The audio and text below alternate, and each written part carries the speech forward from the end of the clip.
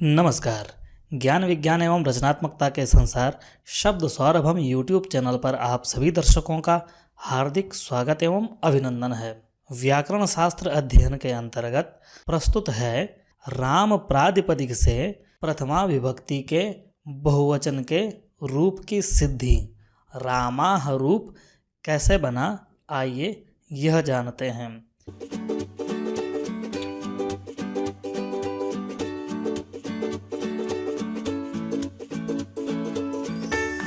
राम शब्द की व्युत्पन्न अर्थात रमु धातु और घय प्रत्यय को मिला करके बने राम शब्द से व्युत्पन्न अवस्था में कृतद्धित समासाश्च व अव्युत्पन्न अवस्था जब राम शब्द अखंड है, उसमें न प्रकृति है न प्रत्यय है, इस अवस्था में अर्थवदा धातुर प्रत्यय प्रातिपदिकम, इस सूत्र से प्रातिपदिक संज्ञा करने पर राम प्रातिपदिक से ज्ञा प्रातिपदिकात् प्रत्ययः परश्च सोजसमोक्षष्टाभ्याम भिस्गेभ्याम भ्यस्गसिभ्याम भ्यस्गसोसाम ज्ञोसुप, इन चार सूत्रों से स्वादि 21 प्रत्ययों की प्राप्ति होने पर स्वादियों की प्रथमादि सप्तमी पर्यंत संज्ञा करने पर सुपह, इस सूत्र से प्रथमादि विभक्तियों के प्रत्ययों की एक वचन, द्विवचन, बहुवचन संज्ञा करने पर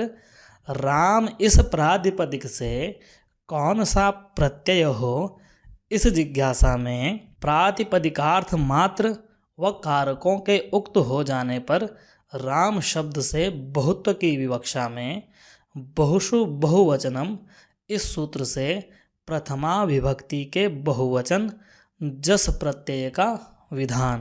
प्रत्यर्थम शब्दाभिनिवेशः, अर्थात प्रत्येक अर्थ के लिए शब्द का प्रयोग करना चाहिए। इस सिद्धांत के अनुसार बहुत से अर्थों को बताने के लिए बहुत बार राम शब्द का प्रयोग होगा। मान लें कि यहाँ हमें 3 रामों को कहना है, तो राम यदि 3 हैं तो राम शब्द का 3 बार प्रयोग होगा। राम, राम, राम और जस प्रत्यय। ऐसी स्थिति में स्वरूपाणामेक शेष एक विभक्तों, इस सूत्र से जस प्रत्यय परे रहते समान रूपों वाले, अर्थात जिनका स्वरूप समान है, तो राम, राम, राम और जस, ऐसी अवस्था में राम, राम, राम इन प्रकृतियों की आकृति समान है, इसलिए इनमें से एक राम शेष रह जाएगा, शेष 2 का लोप हो जाएगा। राम जस, ऐसी स्थिति में जस प्रत्यय उपदेश है, अतः उपदेशावस्था में अंतिम हलवर्ण स की हलंत्यम से इत संज्ञा प्राप्त। विभक्तिश्च सूत्र से स्वादियों की विभक्ति संज्ञा होने के कारण जस विभक्ति कहलाया। इस जस विभक्ति का जो सकार हलंत्यम से इत संज्ञा के रूप में प्राप्त है, उसका न विभक्तो तुष्मा से विभक्त्यंत स की इत संज्ञा नहीं हो पाएगी, क्योंकि यह विभक्ति हो गया है। और न विभक्तो तुष्मा कहता है कि विभक्ति में स्थित तकार सकार मकार की इत संज्ञा नहीं होती, तो जस के सकार की हलंत्यम से इत संज्ञा नहीं हो पाएगी।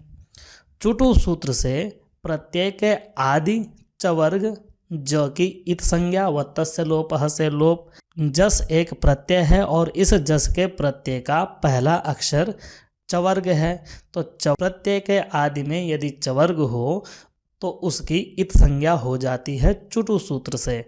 तो चुटु से जकार की इत संज्ञा हो जाने पर राम अस, ऐसी स्थिति हो गई। राम में म के बाद अ है और उसके तुरंत बाद अस प्रत्यय का अ है, 2 अ एक साथ हैं, अतः अकः सवर्णे दीर्घः, इस सूत्र से दोनों अकारों में दीर्घ की प्राप्ति। राम का अंतिम अक्षर अकार अक प्रत्याहार के अंतर्गत आता है और उसका अग्रिम अस यह प्रथमा विभक्ति का अवयव है, प्रथमा विभक्ति के अंतर्गत है और इसका पहला अक्षर अच है। तो अक से प्रथमा द्वितीया संबंधी अच परे होने पर प्रथमयोः पूर्व सवर्णः से राम के अ को पूर्व सवर्ण दीर्घ हो जाएगा। स्थिति होगी रामास। यहाँ पर रामास में चूंकि जस सुप है इसलिए सुप्तिगंतम पदम से रामास की पद संज्ञा हो जाने पर स सजुसो रु इस सूत्र से पदांत स को रु और इस रु में उ की उपदेशे अजनुनासिक इत और तस्य लोपः से लोप कर देने पर रामार ऐसी स्थिति हो गई। विरामोवसानम की सहायता से खरवसानयोर विसर्जनीय इस सूत्र से अवसान परे रहते र को विसर्ग हो जाएगा, रूप बनेगा रामाह। तो इस प्रकार से आपने राम इस प्रातिपदिक से प्रथमा के बहुवचन में जस प्रत्यय करने के बाद रामाह शब्द रूप की सिद्धि को जाना। आशा है आपको हमारा यह प्रकल्प अच्छा लग रहा होगा। तो इस प्रकार के ज्ञानवर्धक व्याकरण संबंधी वीडियो को देखने के लिए हमारे चैनल से जुड़े रहिए। अपना प्यार, अपना आशीर्वाद कमेंट, लाइक के रूप में हमें प्रेषित करते रहिए। धन्यवाद। नमस्कार।